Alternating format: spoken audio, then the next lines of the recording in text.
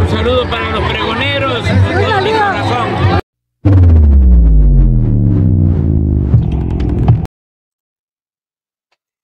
Amigos, bienvenidos a una nueva transmisión más a este su canal Pregonero Informa, servidor Irving Rodríguez, transmitiéndoles desde el día de hoy. Seguimos en este martes 3 de septiembre del 2024. Si nos estás viendo por primera vez, muchísimas gracias por tu tiempo y por tu espacio. Solamente pedimos el apoyo con la suscripción para que cada día podamos ser más en esta gran familia pregonera. Amigos, vámonos de lleno, pues otra vez hubo un encontronazo entre Arturo Saldívar y Ciro Gómez Leiva, que como sabemos, Ciro tratando de buscar cualquier situación para defender este paro de los trabajadores y sobre todo lo que tenga que ver para frenar esta reforma al Poder Judicial. El día de hoy inició con este cierre de todos los accesos para evitar que lleguen diputados a legislar a San Lázaro. Tal parece que esto sí le agradó a Ciro Gómez Leiva, pero quien salió al quite fue Arturo Saldívar, que lo dejó calladito. Escuchen ustedes. Arturo Saldívar, buenos días. Ciro, muy buenos días. Manuel, buen día. Ministro, buen día. Pues bloqueo de los trabajadores, Arturo, para tratar de impedir que hoy se inicie el proceso para aprobar en Cámara de Diputados la reforma al Poder Judicial.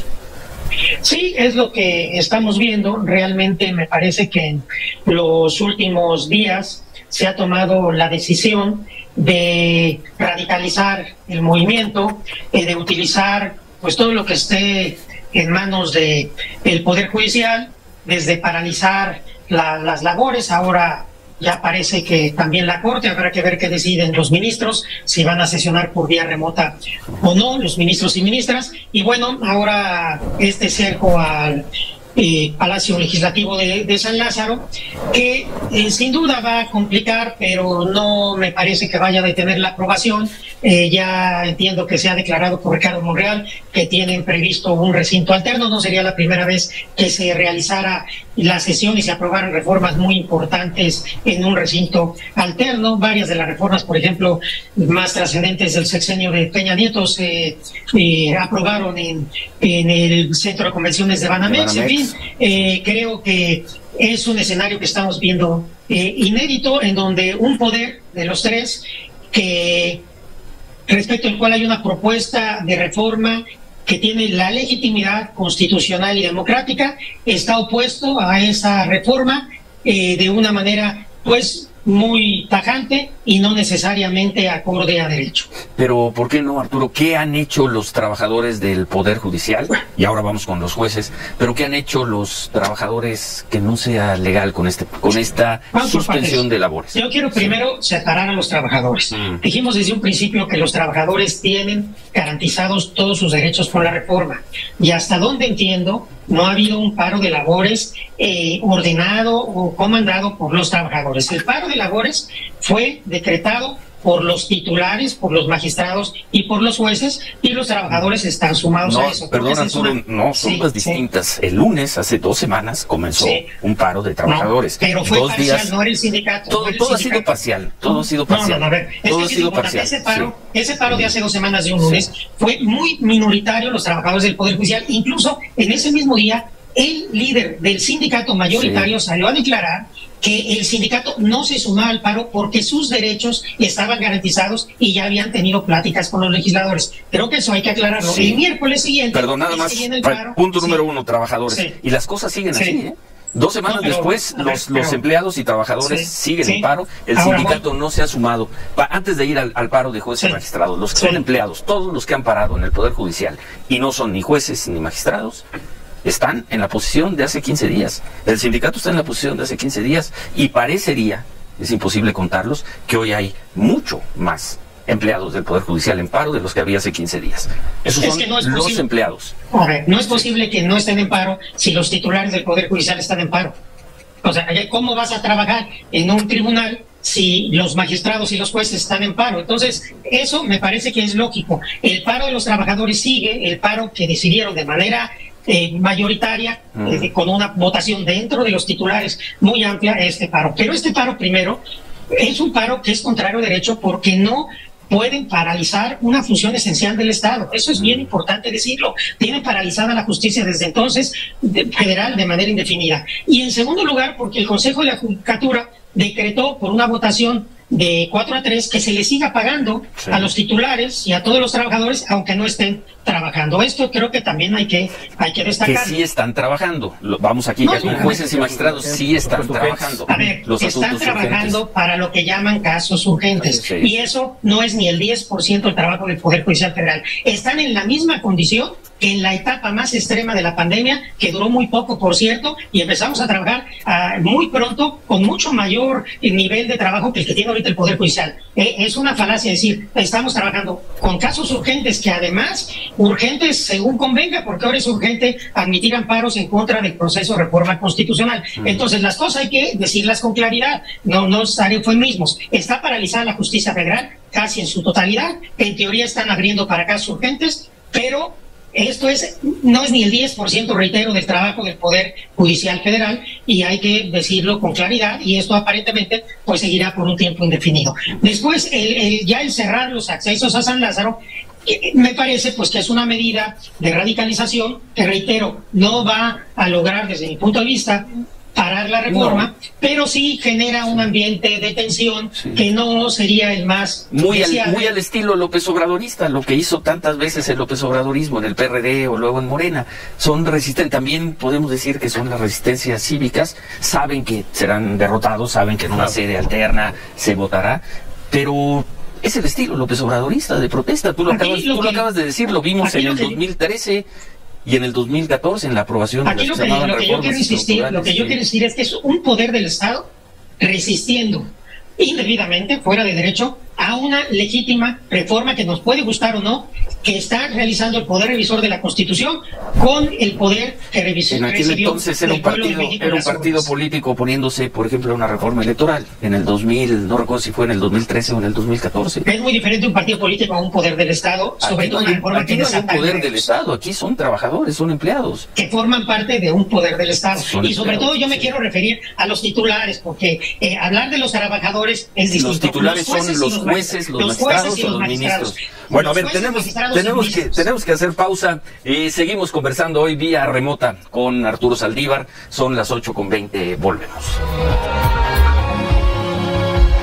8:25, retomamos la conversación hoy vía remota con Arturo Saldívar. ¿En qué nos quedamos, Manuel? Con este planteamiento que está haciendo el ministro Saldívar sobre que los jueces y magistrados, pues bueno, son los que han estado encabezando los paros, los bloqueos, no necesariamente los trabajadores, si bien entendimos, ministro. Lo que yo dije y lo sostengo y es simplemente ver la cronología, que el paro total del Poder Judicial Federal se dio aquel miércoles en que deciden paralizar todos los titulares, jueces, juezas, magistrados y magistradas. Ahí viene el paro del Poder Judicial Federal y lo delicado que quienes son titulares de una función pública esencial del Estado se vayan a paro, sigan disfrutando de sus percepciones y sus prestaciones sin estar cumpliendo su obligación constitucional con el pueblo de México, con la gente. Eso es lo que estoy diciendo, me parece delicado, lo entiendo, todo indica que se ha tomado la decisión de radicalizar la situación y en eso estaremos. Incluso creo que también hay que platicar del tema de las suspensiones que se otorgaron para tratar de paralizar el proceso de reforma constitucional, porque creo que viéndola en el contexto de la situación inédita que estamos viviendo, no son temas menores, sino es tema altamente delicado, en que los titulares del Poder Judicial no solamente no están trabajando, porque trabajar es cumplir con todas las obligaciones que la Constitución les manda, no con casos urgentes. Y no solamente están trabajando, no solamente están cobrando, sino están ya utilizando sus atribuciones para tratar de desbarrancar una reforma que desde su punto de vista les afecta. Esto también me parece estar en un fraude a la ley y a la Constitución, usando indebidamente las atribuciones. Pongo el caso de la jueza. Ministro, nada más un apunte, porque a estas suspensiones vino un juez administrativo, si entendimos muy bien, también el fin de semana, permitiendo que estas labores se dieran a la legislatura. A suspender la suspensión. Un juez suspende y otro juez ampara. Sí. Pero eso también se lo brincan en Palacio. Yo estoy hablando de las dos suspensiones y quiero llamar la atención sobre todo la suspensión que dio la jueza, tanto lo técnico la jueza de Morelos. Como lo fáctico, la jueza de Morelos, como lo fáctico. Vamos primero a lo fáctico.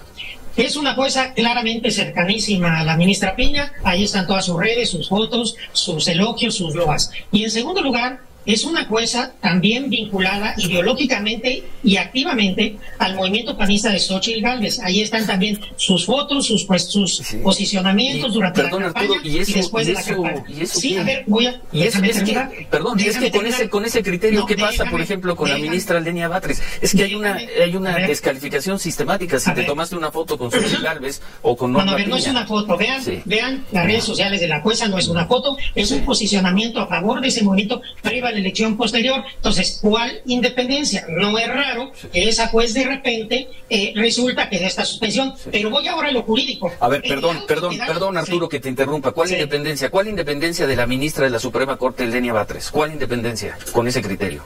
Y ella es ministra de la Suprema Corte de Justicia. Yo estoy hablando de la juez. Y yo de la ministra Lenia Batres. Estoy hablando de lo que tú consideras falta de independencia. Cuando la ministra Lenia Batres dicte o vote un tema que a ustedes les parezca que no es independiente, pues se analice la situación. No es el caso. Yo no estoy descalificando a la jueza per se. Estoy haciendo una relación entre una jueza que ha establecido una vinculación política verbalizada claramente por ella y que después resulta que realiza un acto jurídicamente indebido. Que eso hay que juntar las dos cosas. Y aquí quiero decir lo siguiente, voy a lo técnico, a lo jurídico. En este acuerdo, la jueza dice que está impedida. Dice que tiene interés en el asunto y que conoce y es cercana a los jueces que promovieron el amparo. Y no obstante, como si se tratara de un acto en que estuviera en peligro la vida o la libertad, da la suspensión. Esto incluso podría dar lugar a una responsabilidad de tipo penal. Está resolviendo un asunto en donde dice que tiene un impedimento y está admitiendo un amparo contra reformas constitucionales que no procede y está otorgando una suspensión contra un proceso legislativo, suspensión que tampoco procede. Y que ahora está suspendida por otra, que fue un juez o el juez administrativo, un juez administrativo suspendió esa suspensión. Pues así estuvo el agarrón, pero qué bueno por parte de Arturo Saldívar, que le borró la sonrisita a Ciro. Ya lo ven, inició contentito con lo del paro y luego se molestó cuando tocaron estos temas. Pues es que así andan todos, pero la reforma va. Nos vemos, señores, que sigan pasando un excelente día. Servidor Irwin Rodríguez, transmitiéndoles desde su canal. Recuerden, vamos a fomentar la cuarta transformación porque ya estamos en el segundo piso. Y la información está ahí. Y depende de todos nosotros pregonarla.